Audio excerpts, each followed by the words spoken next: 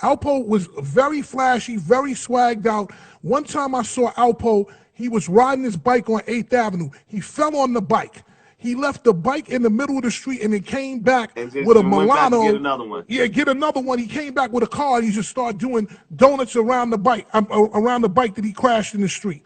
I want to get into some of your bigger records and what happened and what your thought process was when you did these records. Keith Okay. Sweat. How did that happen? Well, Keith, when Keith came around the block, he said, man, if you could try some stuff with the church chords that you do, and that I think it'll work. And I was really so off of doing R&B, because I was just disappointed by the records that I did, that didn't make it.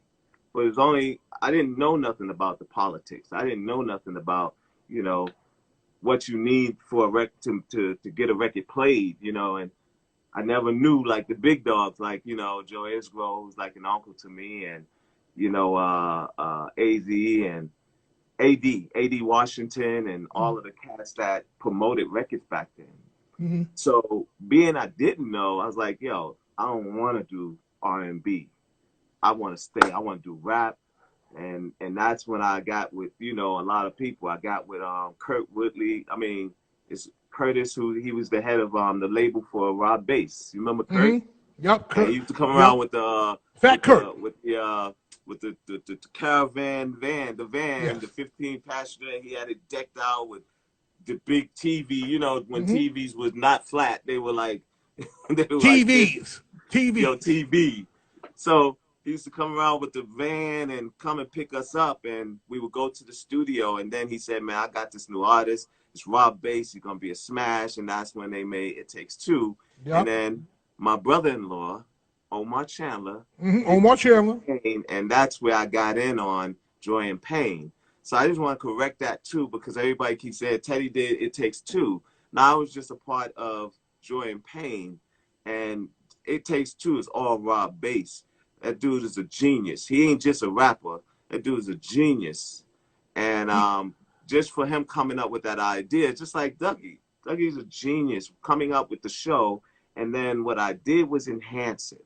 That's all I did was enhance it with my New Jack Swing style and just put the swing on it. You know what I'm saying? Like, you just put the swing on it, it changes it up, and it makes it even more powerful. So that's all I did with the music. So with Keith, the first track I did was I Wanna. And I did the whole poor man copyright.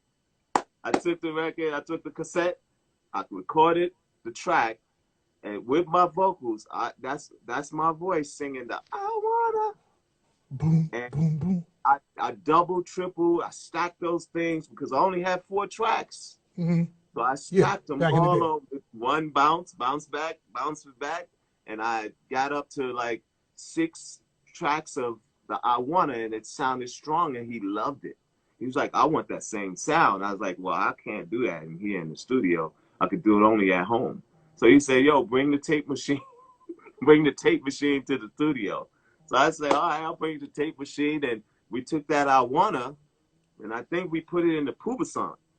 That was the first sampler, like that sample more than one, I think it's more than 30 seconds.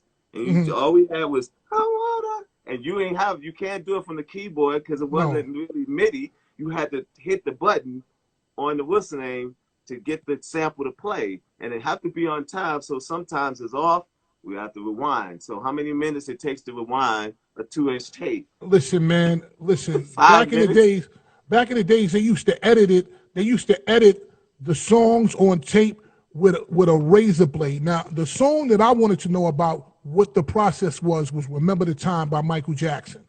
What was that about? How did you meet Michael Jackson? How did you wind up in the studio with him? What happened? Because nobody knows anything about Michael from an intimate point of view.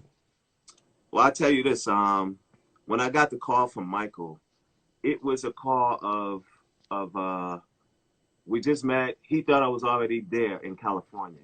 But I wasn't. I was actually preparing for my show at Madison Square Garden. And we had a sold-out show. They wanted to do a second show, and I said, no, I can't do a second show because I have to leave the next day for a project. And I couldn't tell nobody because I signed a non-disclosure. So I kept it a secret, you know, and I see my writer on here is my best friend, Courtney. I love you. But yeah, I had prepared for the show at Madison Square Garden. Then I was in the same thing like you said. We was in 4 studios.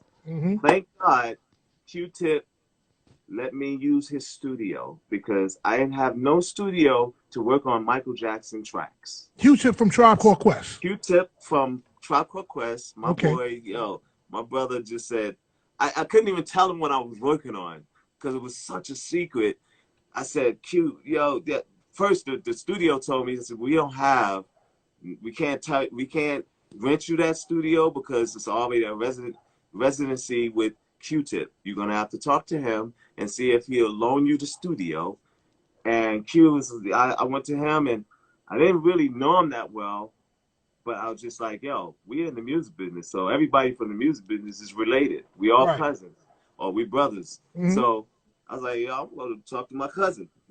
I went to go talk to Q-Tip, and I said, Q, I was like, I got 3 rooms all booked up. I'm doing Make You Sweat in one room, and I'm doing Don't Want to Fall in Love in another room, and I'm doing Why You Want to Dog Me Out, all remixes in the other room. And my remixes, just so everybody know, because when Babyface said, I don't do remixes, I was like, yo, that was a low blow to it was shade. It was shade. My remixes are not remixes. My remixes are remakes. Right. I changed the whole thing. So that's what I did with all of those records. And then in the next room, Q-Tip was like, I was like, yo, all I need your room for is just maybe 4 or 5 days. I took those 4 or 5 days. He was like, so what you working on? I said, I can't tell you. He said, all right. So the next day came and he came to get, some of his stuff out. I said, yo, come in, man. Cause you hearing the music. He was like, yo, that's banging. So I said, let me tell you what I'm working on, but it's between you and I. And he just blew the roof because, you know what I'm saying? It's been all about, we always wish to work with any Jackson. Right. Any Jackson. It was Tito Jackson. Reby had hits. Janet. You know what I'm saying? Reby had Centipede. That's out of here for us. You know what I'm saying? That was one of the biggest records for us. And then Janet had all the smashes. Of course. You know what I'm saying? And then from Janet, it was the Jackson. So I did 2300 Jackson Street with all the Jacksons. So going into Remember the Time, when I was making that track, Q-Tip had walked in and he said, yo, what's that track? Like, who are you making this for? So I had to tell him, like, you only know that I would make a track like this for somebody that's crazy as Michael who wants something crazy like this. And I said, it's Michael Jackson. He was like, oh, shit. He started cursing. Going crazy. He went nuts. He was like, yo, if there's anything you could get me in on, yo, I would love to work with him. And, of course, he was definitely in my thoughts, but I had Michael, I had to find out what he wanted and who he wanted on his track. So he said, my favorite rapper is Heavy D. And when he said my favorite rapper is Heavy D, I said, that's my best friend. That's like my brother. And he's like, you know him? I was like, yeah, I mean, I did some of his records. He said, which record you did of his? And I played some of it. He's like, can you get him on the phone? So we went through that, and I tell you, when I brought that record to him, I had already had the hook, just like with Keith. I had the hook for I Wanna. And Remember the Time, when I played it, when it was time to play demos, because, mind you, we didn't get to the studio because we in the Neverlands and Fat Man Scoop.